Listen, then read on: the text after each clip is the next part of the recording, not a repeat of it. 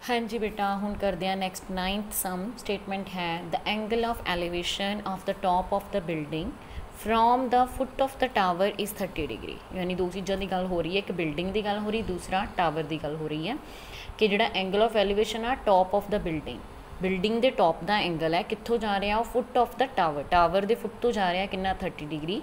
And angle of elevation of the top of the tower, हुण tower के top का angle कितना from the foot of the building, वो कित्थों जा रहा बिल्डिंग के फुट तो कितने डिग्री 60 डिग्री।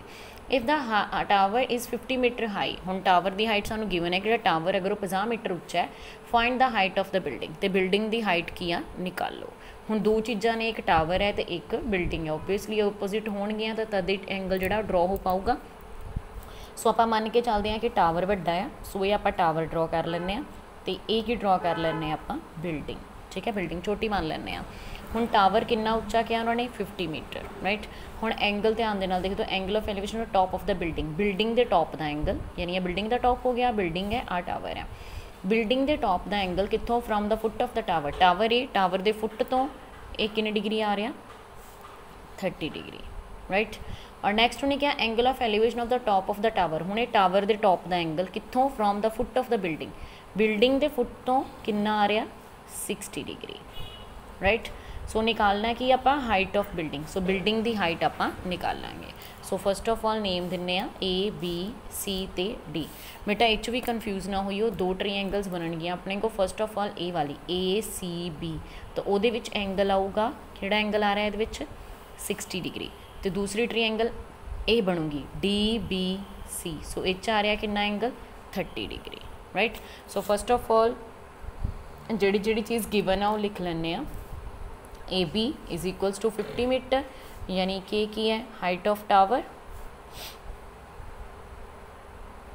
राइट। तो डी सी आप निकालना है, यानी कि height of building. Okay, so angle का इत्थे भी ध्यान रखना, A C B angle A C B जोड़ा है वो 60 डिग्री, और दूसरी साइड पे डी बी सी वो है 30 डिग्री, राइट।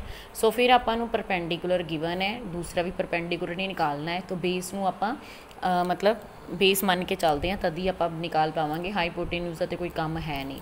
सो इत्थे भी आपां की यूज़ करांगे टैन। सो सब तो पहला किहड़ी ट्रीएंगल लैने उहदे हिसाब नाल एंगल लवांगे।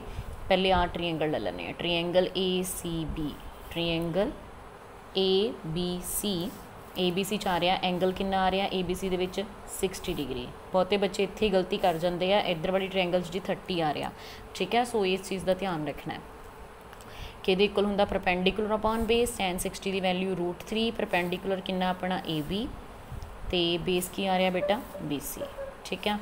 सो ए बी की वैल्यू आपां नूं पता है 50, बी सी की वैल्यू आपां नूं नहीं पता, सो बी सी मान लैंदे आ, तो क्रॉस मल्टीप्लाई करते हैं, √3 B C is equals to की आ गया 50। दैन बी सी की वैल्यू आप निकाल लैंदे आ, तो आपां नूं हो सकता दूसरी ट्रीएंगल विच जरूरत पवे। सो ये आ गई बी सी की वैल्यू।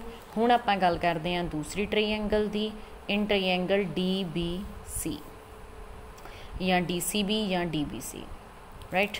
सो इत्थे भी असी टैन ही लैके चलांगे। टैन एंगल कितना आ रहा है ये 30 डिग्री, कि इक्वल होंदा परपेंडिकुलर अपॉन बेस, ठीक है। सै tan 30 की वैल्यू 1/√3, परपेंडिकुलर की आ रहा डी सी, तो बेस की आ रहा बी सी। हम डी सी की वैल्यू तो आपां पता नहीं आ, सो एज इट ही लिखांगे, बट बी सी की वैल्यू आपां पता। इत्थे लिखांगे तो थोड़ी फ्रैक्शन होगी, कन्फ्यूज़ होंगे, सो क्रॉस मल्टीप्लाई कर लेने पहला, की आ गया B C is equals to √3 की आ गया डी सी। हुण फ्रॉम 1 लैके चलते हैं, तो वैल्यू फिट करांगे आपां। B C is equals to है साढ़े कोल √3 डी सी, सो बी सी की जगह पर 50/√3 लिखते हैं, इक्वल टू की आ गया √3 डी सी। सो डी सी की वैल्यू चाहिए, सो क्रॉस मल्टीप्लाई करते हैं, 50 इज़ इक्वल्स टू की आ गया √3 into √3 D C. D C की वैल्यू √3 की हो गया 3 डी सी। सो डी सी की वैल्यू आ गई साढ़े कोल 50/3 मीटर, ठीक है। अगर कई बार मिक्सड फ्रैक्शन च आंसर दिता होंदा तो मिक्सड फ्रैक्शन कन्वर्ट कर लियो।